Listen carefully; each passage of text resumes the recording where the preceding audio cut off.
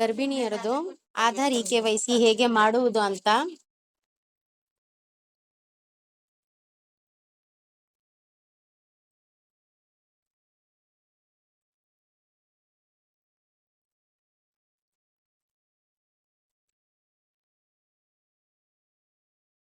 Proceed ಮಾಡಿ.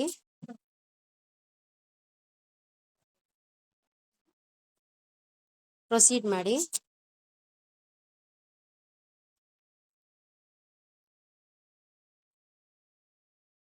ಇಲ್ಲಿ ಮೇಲಿನೇ ಬರ್ದಿರೋದೆ ನೋಡಿ, ಆಧಾರ್ ಕಾರ್ಡ್ ರಿಕ್ವೈರ್ಡ್ ಅಂತ. ಬೆನಿಫಿಷರಿ ಫೋನ್ ಕೈಯಲ್ಲೇ ಇರಬೇಕು, ಯಾಕಂದ್ರೆ OTP ಹೋಗುತ್ತೆ ಅಂತ. Accept and proceed. ಇವ್ರ ಫೇಸ್ ಕ್ಯಾಪ್ಚರ್ ಮಾಡಬೇಕು. ಕ್ಯಾಪ್ಚರ್ ಫೇಸ್ಗೆ ಟಿಕ್ ಮಾಡಿ.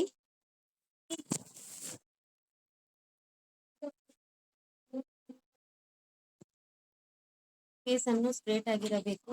ಐಸ್ ಅನ್ನು ಬ್ಲಿಂಕ್ ಮಾಡಬೇಕು.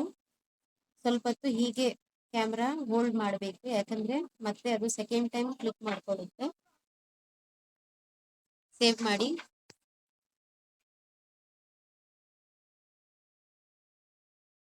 Proceed with KYC.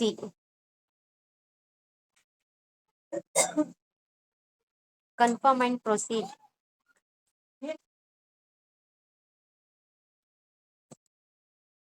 ಇಲ್ಲಿ ಗರ್ಭಿಣಿಯವರದು ಆಧಾರ್ ಮತ್ತು ಸೇಮ್ ಟೆಕ್ಸ್ಟ್ ಹೇಗಿದೆ ಅದೇ ತರ ಟೈಪ್ ಮಾಡಬೇಕು.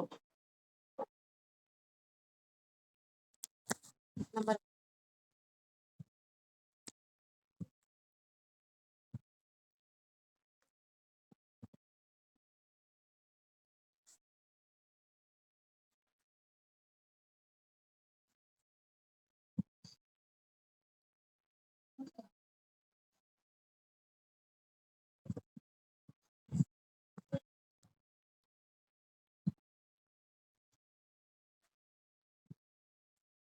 ನೆಕ್ಸ್ಟ್ ಮಾಡಿ.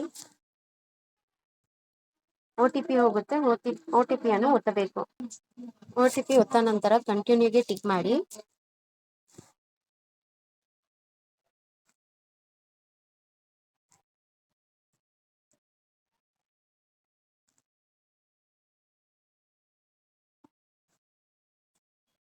ಡಿಜಿಲಾಕರ್ಗೆ ಸೇವ್ ಆಗಬೇಕು ಡೀಟೇಲ್ಸ್ ಅಂತ ಕೇಳ್ತಾ ಇದೆ.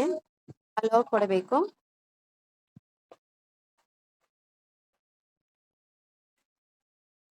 KYC ಸಕ್ಸಸ್ಫುಲಿ ಸಬ್ಮಿಟೆಡ್ ಅಂತ ಬಂತು. ಮತ್ತೆ ಬ್ಯಾಕ್ ಹೋಗಬಾರ್ದು, ಪ್ರೊಸೀಡ್ಗೆ ಟಿಕ್ ಮಾಡಿ. ಟಿಕ್ ಮಾಡಿದ ನಂತರ 25 ಡೇಸ್ ಸೆಲೆಕ್ಟ್ ಮಾಡಿ.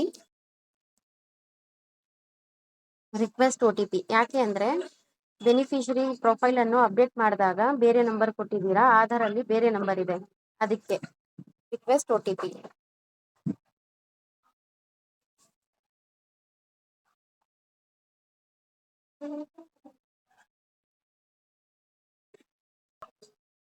ವೆರಿಫೈ ಮಾಡಿ.